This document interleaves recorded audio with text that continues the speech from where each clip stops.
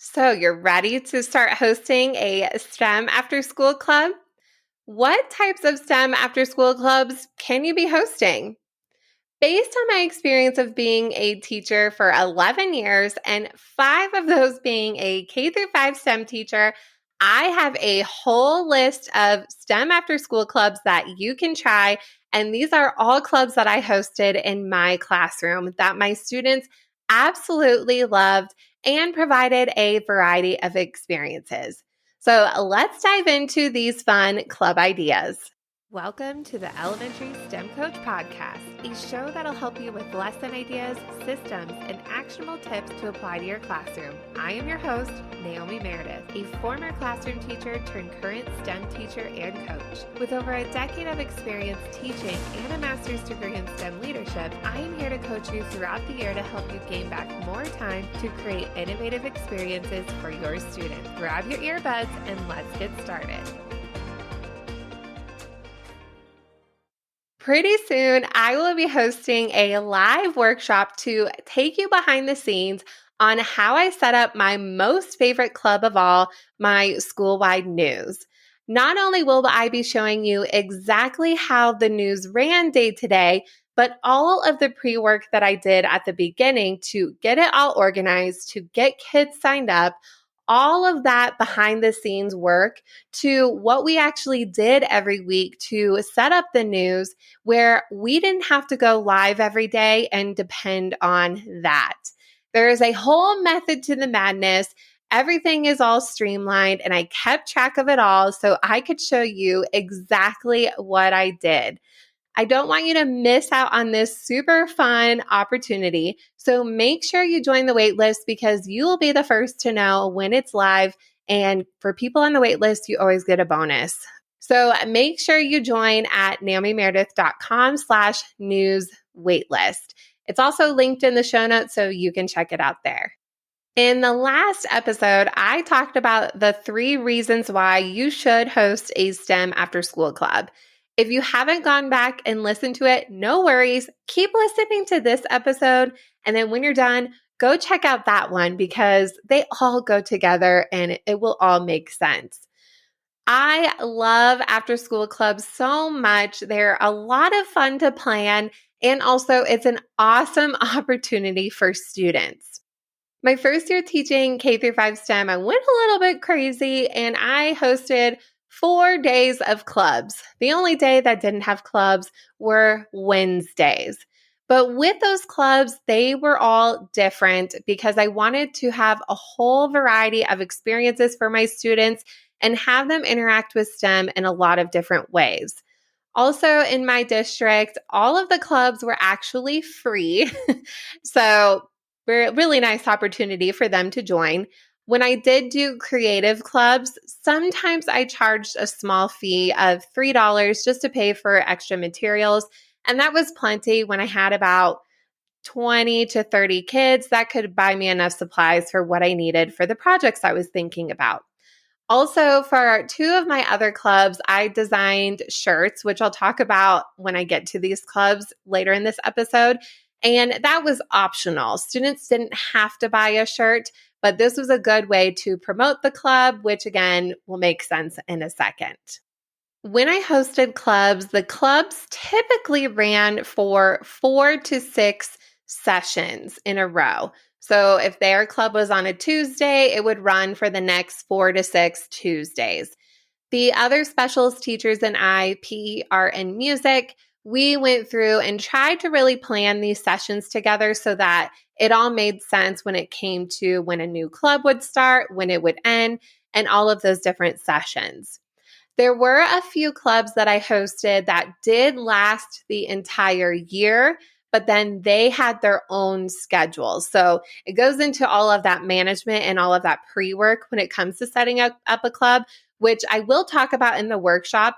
And if anything, if you're not even going to do school-wide news, joining the workshop's even helpful because the way that I've set up that club is exactly how I set up all of my other ones. So you'll get the templates in that workshop anyway. So join it for the first hour and then leave for the next. I don't know.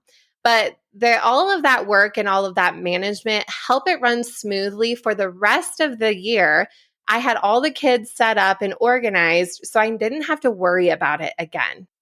Another fun thing that I ended up doing once I had my school-wide news running is me and the other specials teachers started to make commercials promoting our clubs when it came to the time to sign up. They weren't anything fancy. A lot of times my commercials had my dog Frederick in them, which all of the students in the school knew who Frederick was because he was in my commercials a lot. And he also was on the news with me when I had to record something last minute at my house. But it was so fun because we would make commercials about our clubs, and then our clubs were always full because they knew about them because they would go home and tell their parents about it. So it was a really fun way how we promoted these opportunities for kids. So kids always signed up. We also tried with our clubs when it came to signing up where we would mix up the grade levels. So sometimes I would have a 4th and 5th grade club running, and then the PE teacher might have a 2nd and 3rd grade club. So kids could have a lot of different experiences. Sometimes we had clubs with kindergarten and 1st grade. I did that my first year, and the kids are really, really, really tired at the end of the day. So that's definitely up to you if you host clubs for kindergarten and 1st. I don't recommend it. I love the little ones so much. They are my favorites, but they're also really tired at the end of the day, and it's just a lot. So that's my 2 cents on that. My clubs ran for about an hour after school. I was still done at the end of the day by 4 p.m., got to go home, and there was about 20 to 30 kids in each club. Almost all of them I ran by myself. Here and there, I had some clubs I had some help with, which it also depended on the club that I was running, but most of them I was by myself, and it worked out just fine. So let's get into those 8 STEM after school clubs, the different kinds you can run. And I'm going to be sharing with you just a little synopsis of what I did in each one. Some of them I do have lesson plans created. Some of them I don't. Some were just like on the fly, or sometimes there's curriculum that was already created, which is going to make sense as you're listening to this. So if I do have materials currently at the time of this recording made, I will share that with you in here. And again, when it comes to the whole setting up a club, the whole process is exactly what I did for my school-wide news. So join in on that waitlist, naomimeredith.com/news waitlist, because then you can see like how to even set up a club to begin with. With the clubs I'm going to mention, you really don't have to do them in any certain order. I don't really have them in a certain order anyway. They're just, when I thought of them, I wrote them down. So here they all are, the 8 different types of STEM after school clubs that you can try. The first one that you can try is computer coding, or anything related to computer creation. This will take literally no prep from you, which is awesome when it comes to hosting an after school club. The program that I really like to use for this club setting when it came to computer programming on the computer is Google CS First, or Google Computer Science First. It is a free program, and at the time when I did it, they actually sent stickers that went along with the challenges. It changes all the time. They're always updating it and making it better, so I'm not quite sure if that is still a thing with this program. But what I really liked about it is that there are different themes of coding. So there's a whole theme that you are deciding to create your challenge around. So there's fashion and design, there's storytelling, but you're solving this problem through coding, which is pretty awesome because real world problems are using coding as one of the ways to solve them. So it was pretty cool. The curriculum's all laid out there. They have a lesson that the students watch, they have videos, and then they apply what they learn using Scratch. So they have both at the same time, and they are building upon that challenge to really solve it.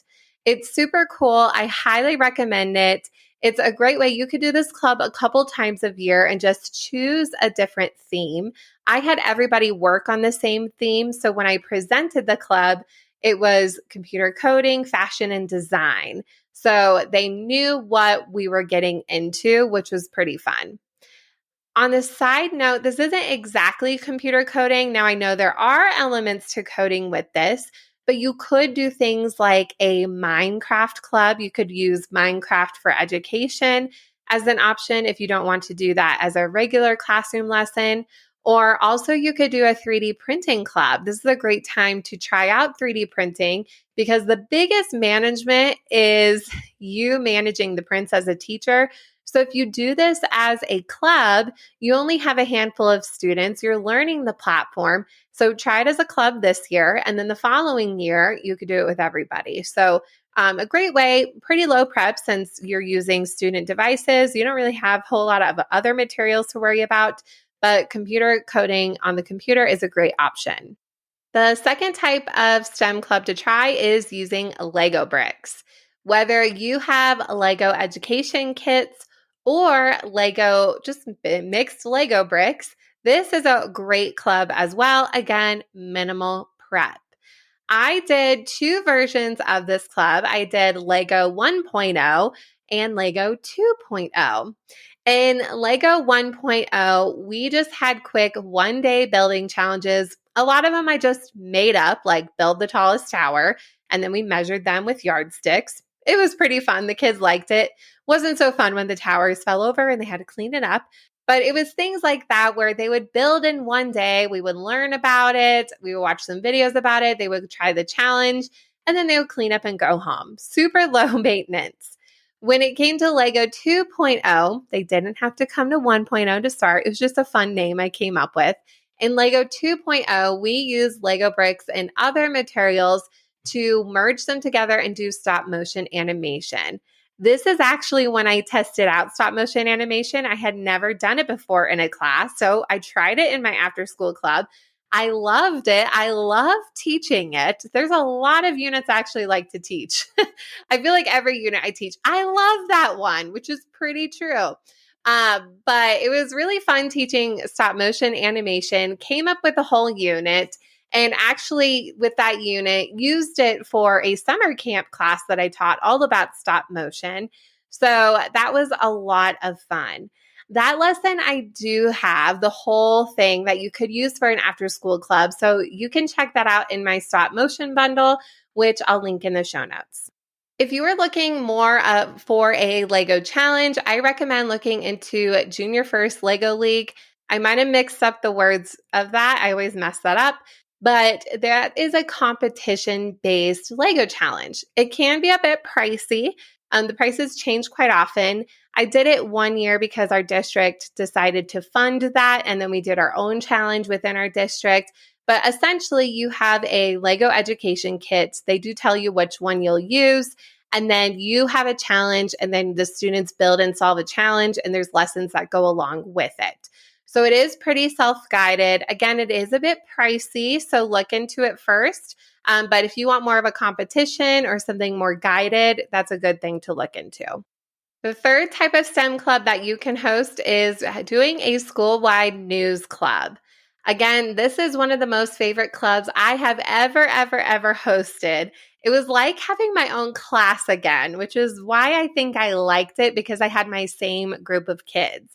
I thought of the idea one day when I was walking my dog, Frederick, and it popped into my head, and I figured out how I was going to do this. My biggest challenge was that I didn't want to be going live every day, because for me, that was my planning time, and I needed my plan time to plan. And then here in Colorado, that you get snow days, we get delayed start, and I didn't want the news to be dependent on weather and kids getting there. So I figured out a whole system of how to have the news pre-recorded. So my students would only come on Mondays, and then it would be the way we scheduled it out. Everything was ready to go for the next week or so. The first year, I only had a recording team of kids. I had 40 kids, so I split them into two groups, and we alternated weeks. And it grew so much in popularity. The kids absolutely loved it. I had little kids begging me to be on the news. The following year, it doubled. I had 80 kids sign up. So I had about 60 kids on my recording team and 20 on my editing. No, that's not true. I had 50 in my recording and then 30 in my editing. So we would record on Mondays. I had 3 groups of 20. And then we edited on Tuesdays. I had 3 groups of 20. And then the way I scheduled it out, they all had the same amount of time to be in the club. So it was a whole lot of fun.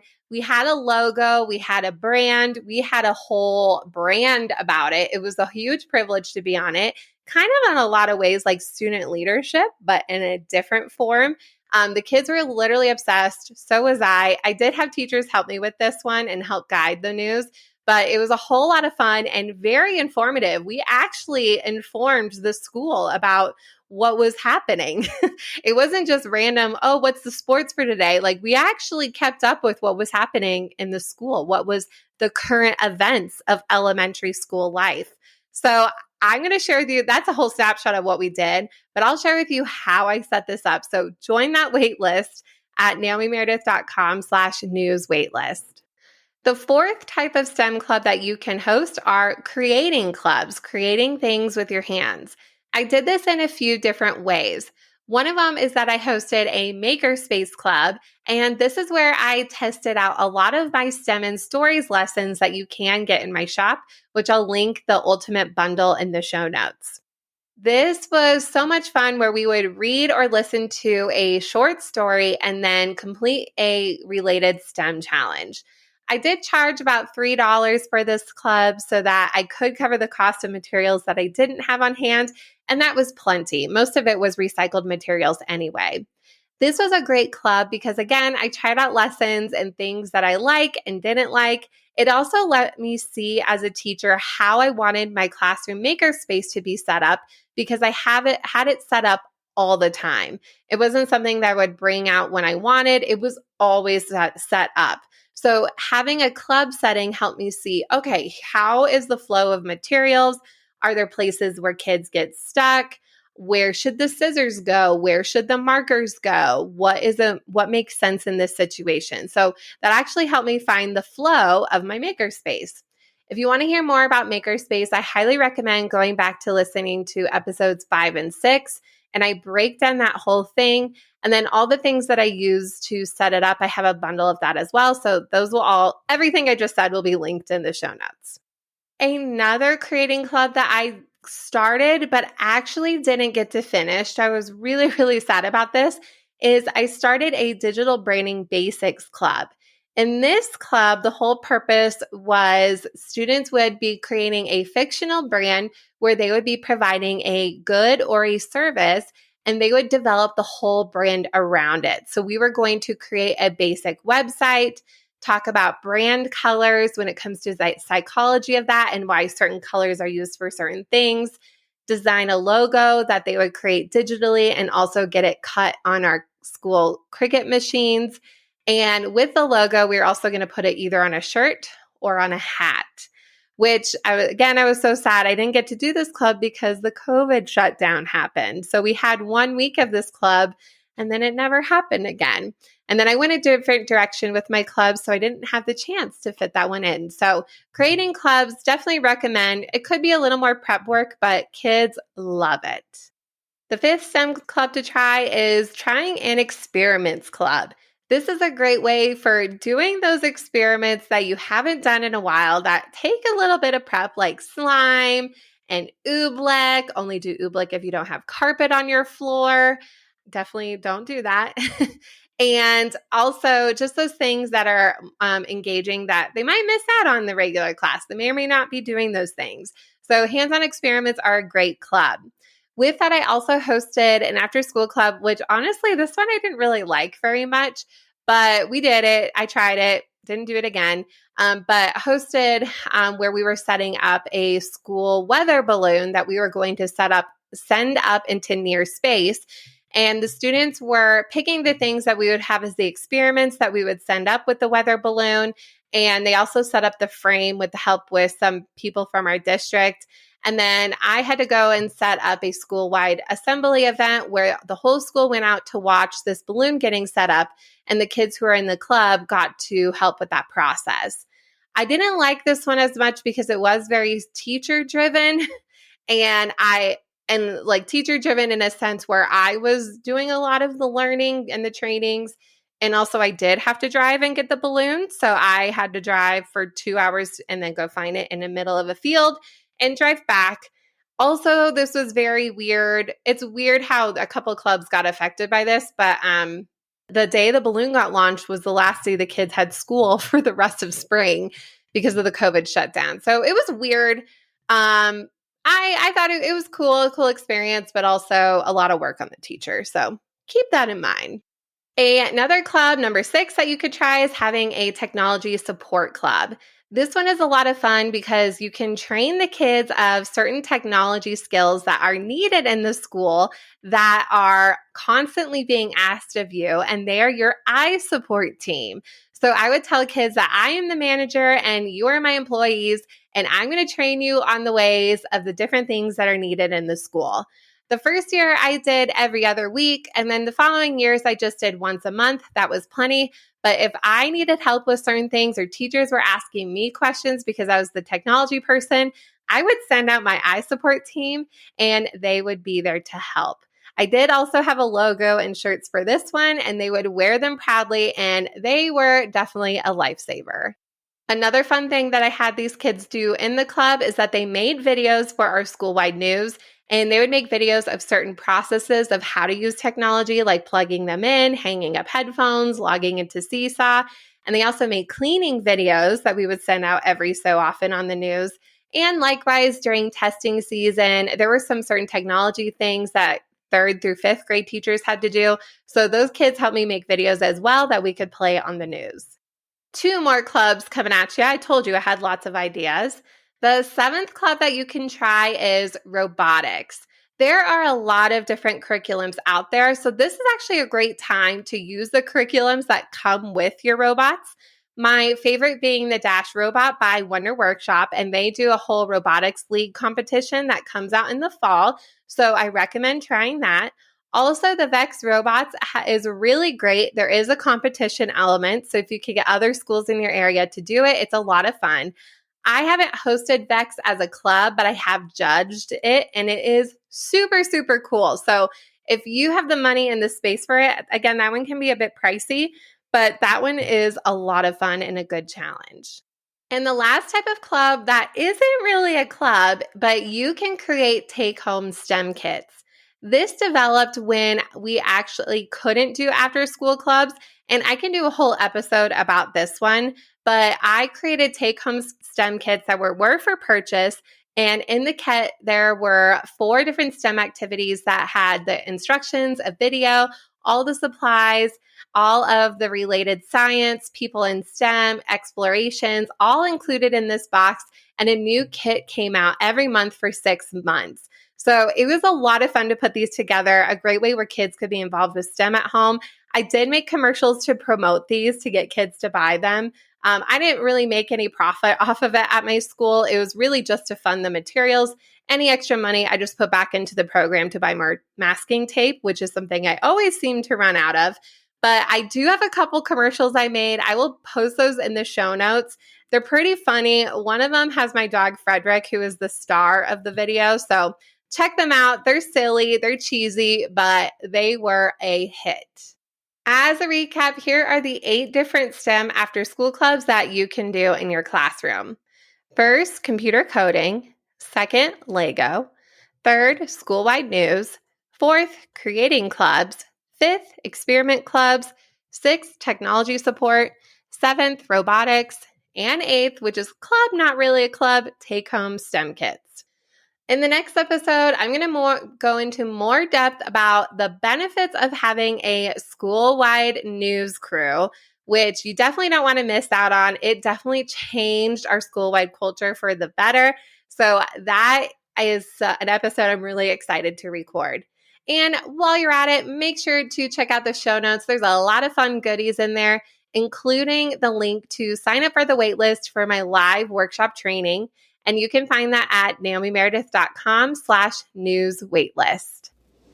Thank you so much for listening to today's episode of the Elementary STEM Coach Podcast. I would love to connect with you over on Instagram at Naomi Meredith _ or send me an email to elementaryStemCoachPodcast@gmail.com.